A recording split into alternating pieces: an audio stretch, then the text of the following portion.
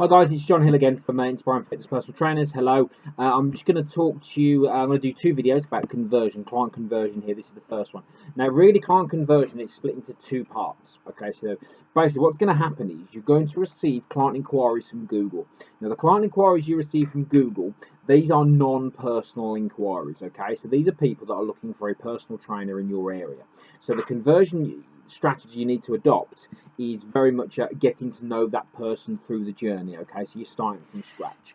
Now, as you go through your journey, what you'll realize is when you start to market your business yourself, conversion becomes slightly more straightforward, because when you start to generate your own inquiries, the initial part of the process, some of that is done for you because the client already knows you. But if we're looking at these Google-based inquiries, which you're going to get, this client doesn't know you at all. They're just looking for a personal trainer in the area. So that's probably the first thing to know about client conversion, particularly at the early part of your business. So I'm going to split this into two parts. We're going to do the initial contact strategy and phone call first, and then we're going to do the meeting second. The initial contact strategy and phone call is the most important part of the process, because this is where you get your opportunity to shine. Now, most trainers are okay in a face-to-face environment. It's getting to that face-to-face environment that we need to cover off and really to focus on. So initially, what we need to do is really focus on what you're going to be taught today about your contact strategy. Now, your contact strategy, in terms of your phone call itself, so firstly, your setup. So just to reiterate the point, your setup. So if you're going to phone a client, there are certain things you need to have. Number one, you need to be in a quiet environment. Number two, you need to be able to make notes. So those are the two key things. So really, if you're going to phone a client, you need to be in that situation. I've been there myself. We all get quite eager. We all want to phone people straight away and get hold of them and whatnot. But the problem with that is that if you do it in the car or you do it in a coffee shop and you can't hear somebody, it's not great for the experience. So when you're in a good position to be able to do that and you can make notes, make sure that's the point that you phone your client. Now, before you even phone the client, you need to make sure that your aftercare is taken care of. So make sure you've got a personalised voicemail on your phone saying who you are, because remember, you are a business. You wouldn't phone up the bank and have them say, you know, welcome to the whatever voicemail, okay? So make sure you got your own personalised voicemail set up first, just in case they call you back.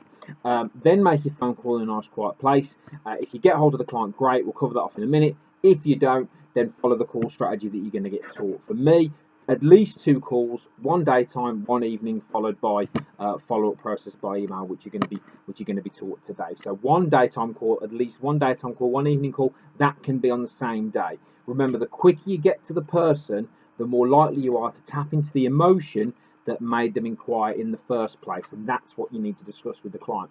Again, you'll hear me say this a lot. We are not here to sell personal training. We are not here to sell personal training. The client wants personal training because they've inquired on a website that sells personal training. Your job is to make you the trainer that they work with. Make you the trainer that they hit their goals with. They're not looking for training, they're looking for a result, and they're looking for you to help them do that, okay? That's the first thing. So once you've got through that initial stage of the process, let's get into the phone call itself. So if you don't get hold of them, as we've said, 2-call strategy at least, evening, daytime, with your follow-up process and voicemails left and personalised voicemail for you. Then they go into your database.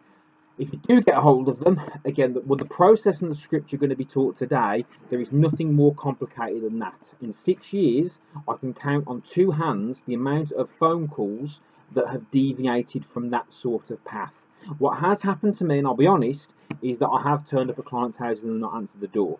Now, that tells me I'm very good on the phone. I'm good at booking meets, because that's the goal of that phone call. The goal of the phone call is to book a meeting. That's it. The goal of the phone call is to book an initial consultation. That's it.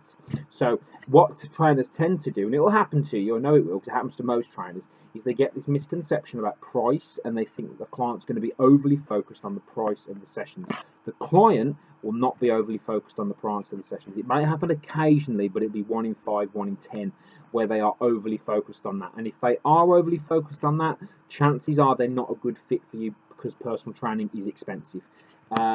So what we need to do is we need to put that client at ease and let them know the process. So let them know that the process is you need to meet them. So follow the script you've been told, establish the goals on a baseline level, and then say to them, this is how this works. So I'll need to come and see you for a free consultation. I'll go through everything with you. We'll discuss your goals, and we'll find the right package for you. Okay, and that's as simple as it gets, really. Follow the script. Yeah. If they do ask about price, follow the script. If they ask what it involves, follow the script. The goal is to get the meeting, okay? The goal is to get the meeting. If you follow the script you've been shown, you'll do that. Because once you get the meeting, it then becomes slightly easier after that point. So remember, the client is looking for help and you're there to help them. You're not there to sell anything at phone call stage because there's not really anything you can go through with them on the phone. It's going to make the difference to whether they train with you or not. So focus on that phone call, take your time with it, be very patient with the script, listen to the client, make notes, and make sure that you understand the goal is not to sell PT, the goal is to get that meeting, and focus on doing that, and that'll be fine. And that means you'll be in that sort of 1 in 4, 1 in 5 conversion rate on that particular phone call. If you need any help on this area, the guys there will help you. You're, in the launch program, the guys who are mentoring you will help you. I'm here to help you. Don't worry, ask plenty of questions. But if you follow what you've been taught and adopt that attitude, you should be fine on the phone call. But if you do need any help, don't hesitate to get in touch. Cheers.